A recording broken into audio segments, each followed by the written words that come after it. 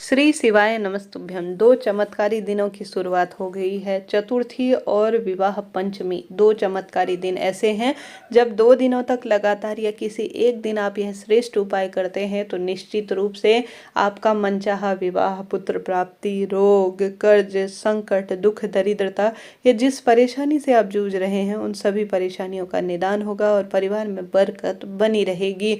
आप जानते होंगे चतुर्थी श्री गणेश जी महाराज को समर्पित है और पंचमी सभी देवी देवताओं को समर्पित श्रेष्ठ दिन जाना जाता है। 2 दिन चमत्कारी हैं। दोनों दिन में जब भी समय मिले, गुरुवार और शुक्रवार, आपको यह उपाय कर लेना है। यह उपाय जो बताने जा रही हूँ आप सभी कार्यों की सिद्धि के लिए कर सकते हैं। बस मन में विश्वास होना चाहिए कि मेरा काम होगा और सभी देवी देवता, खास तौर पर पंच देवी देवता जीवन में खुशियां भरेंगे, क्योंकि पंचमी और चतुर्थी उन्हीं देवी देवताओं को समर्पित है।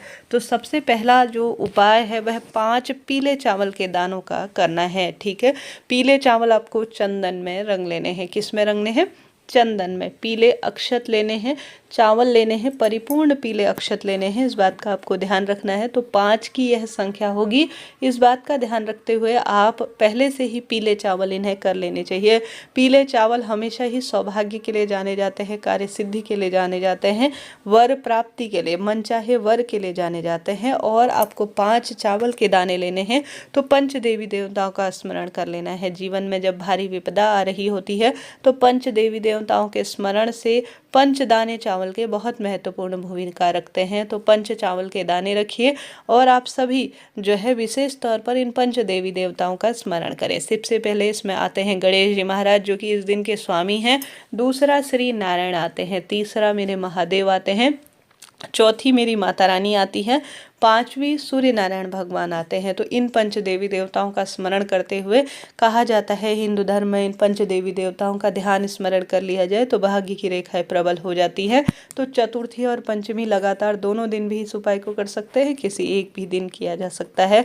तो पंच देवताओं का स्मरण करते हुए आप सभी को 5 चावल के पीले दाने लेने हैं और 1 बेलपत्र लेना है और साथ के साथ एक जल का लोटा और गोल बत्ती का 1 दीपक, यह लेकर आपको चले जाना है महादेव के मंदिर में। गुरुजी कहते हैं महादेव के मंदिर में अगर इन पंच देवी देवताओं का स्मरण करते हैं तो वहीं पर आपको यह प्राप्त हो जाते हैं, अर्थात वहीं पर इनका वासा हो जाता है। तो इन पंच देवी देवताओं का ध्यान करें। गोल बत्ती का एक घी का दीपक लेकर जाएं। चंदन मिश्रित जो जल है अपने घर के मटके से या अपने घर पर जो आरओ लगा हुआ है या आपके घर पर कुआं इत्यादि है तो उसमें ले जाते हैं तो पितरों की भी कृपा प्राप्त होती है। तो आपको महादेव के या तो मंदिर चले जाना है या घर पर शिवलिंग विराजमान है तो वहां पर पंच देवी देवताओं का स्मरण करके यह उपाय करना शुरू करें। सबसे पहले चंदन मिश्रित जो जल है उसे आप सभी को शिवलिंग पर पंच देवी देवताओं के नाम से समर्पित कर देना है, जिसमें मैंने आपको शुरू में बतीत कराया सूर्य भगवान है और साथ ही श्री नारायण है, माता दुर्गा है और साथ ही गणेश जी महाराज और महादेव हैं। तो इन पंच देवी देवताओं का नाम लेकर सबसे पहले चंदन मिश्रित जल आपको शिवलिंग पर चढ़ा देना है। उसके बाद आपने 5 दाने जो चावल के लिए हैं और 1 बेलपत्र लिया है। बेलपत्र आपके पास नया है तो अति उत्तम है, नहीं तो आप सभी 1 बेलपत्र शिवलिंग पर चढ़ा हुआ भी ले सकते हैं। बस वह धुला हुआ हो, साफ सुथरा हो, कटा फटा ना हो, इस बात का ध्यान रखते हुए कार्य कीजिएगा। चंदन मिश्रित जल शिवलिंग पर चढ़ाएं। फिर उसके बाद आपको 1 बेलपत्र अपने हाथ की हथेली में ले लेना है। पूरा परिपूर्ण 1 बेलपत्र लीजिएगा, इस बात का ध्यान रखें। उसके बाद आपको 5 चावल के दाने भी अपने हाथ में ले लेना है। पंच देवी देवताओं का स्मरण करना है, अपनी मनोकामना बोलनी है कि मेरे जीवन से सभी दुख तकलीफ या मेरे वैवाहिक, संतान संबंधी, कर्ज संबंधी, दुख दरिद्रता संबंधी सभी परेशानियों का निदान हो जाए, ऐसी प्रार्थना करते हुए पंच देवी देवताओं का ध्यान कर आप सभी को सबसे पहले जो आपने 5 चावल के दाने लिए हैं अपने हाथ में और 1 बेलपत्र ली है, आपको अपने मन की कामना कहते हुए सभी देवी देवता पंच देवताओं का स्मरण करते हुए जो आपने जल चढ़ा रखा है शिवलिंग के ठीक ऊपर आप सभी को यह बेलपत्र और 5 दाने अपनी मनोकामना कहते हुए साधारण सरल तरीके से चढ़ा देना है। बस बेलपत्र की डंडी का मुख आपकी ओर होना चाहिए, क्योंकि आप महादेव के मंदिर में याचक बनकर गए हैं तो डंडी का मुख आपकी ओर हो और और चावल आपको शिवलिंग पर पंच देवी देवताओं के नाम से 5 दाने, वह भी पीले रंग के, समर्पित कर देना है। गुरुजी कहते हैं जो भी व्यक्ति पंच देवी देवताओं के नाम से 5 दाने शिवलिंग पर चढ़ा देता है, एक बेलपत्र अर्पित कर देता है, डंडी का मुख अपनी तरफ कर और चंदन मिश्रित जल चढ़ा देता है और पंच देवी देवताओं के स्मरण में एक दीप लगाकर शिवलिंग की आरती कर लेता है, उसके भाग्य की रेखाएं प्रबल हो जाती हैं। तो यह सुंदर चतुर्थी और पंचमी 2 तिथि है।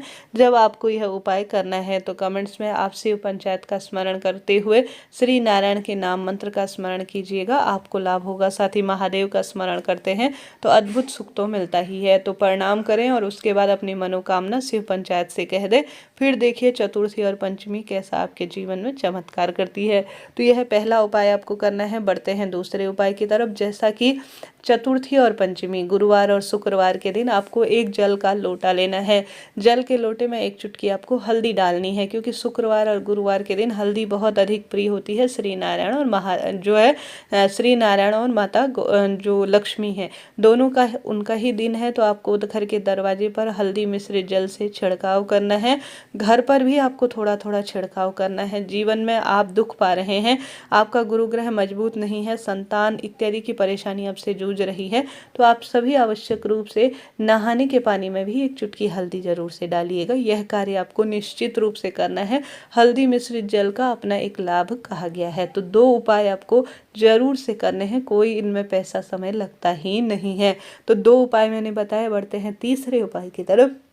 गुरुवार और शुक्रवार 2 दिन ऐसे हैं जब जीवन में स्वास्थ्य संबंधी उपाय किए जाए और हल्दी मिश्रित का उपाय किया जाए तो लाभ देता है। तो आप सभी को तुलसी और केले वृक्ष की जड़ में यह कार्य करना है। सबसे पहले आपको तुलसी माता की जड़ में हल्दी मिश्रित कच्चा दूध मिश्रित जल चढ़ाना है। ओम नमो भगवते वासुदेवाय महामंत्र का स्मरण कर गोल बत्ती का घी का दीपक, जिसमें एक चुटकी डालनी है हल्दी, आपको लगानी है तुलसी माँ के समक्ष। संभव हो तो 5 या 7 परिक्रमा भी जरूर से लगाएं। साथ के साथ केले वृक्ष की जड़ में आपको हल्दी मिश्रित एक सुंदर हल्दी जो पाउडर फॉर्म में होती है उसे लेना है और हल्दी का आपको बना लेना है स्वास्तिक केले वृक्ष की जड़ में। उसके ऊपर आपको एक गोल बत्ती का घी का दीपक रखना है, उसमें आप सभी को एक चुटकी हल्दी डालनी है। कहा जाता है केले वृक्ष की जड़ में जो भी स्वास्तिक बनाता है हल्दी का और उसके ऊपर एक गोल बत्ती का घी का दीपक लगाता है, उसके सौभाग्य में अपने आप ही वृद्धि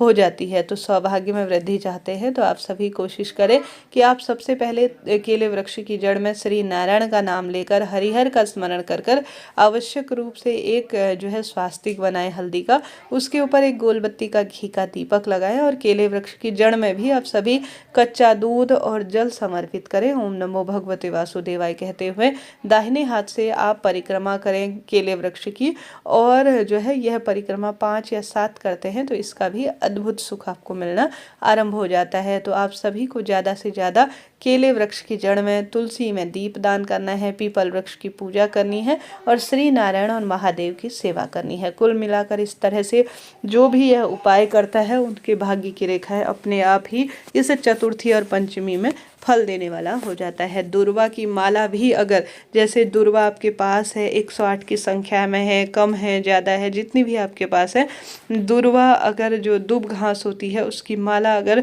आप गणेश जी के गले में अपनी मनोकामना कहकर समर्पित कर देते हैं तो भी आपके जीवन में कल्याणकारी सुख की आपको अनुभूति होती है। हार रहे हैं, दुख पा रहे हैं, कष्ट कर्ज में जीवन चल रहा है तो आपको ज़्यादा से ज़्यादा जो है दुर्वा की माला गणेश जी के गले में धारण करवानी चाहिए। श्री नारायण के गले में तुलसी की माला धारण करवा देने से, महादेव की मूर्ति में या महादेव के शिवलिंग में बेलपत्र की माला धारण करा देने से भी अद्भुत लाभ देखने को मिलता है। इस तरह से यह जानकारी थी।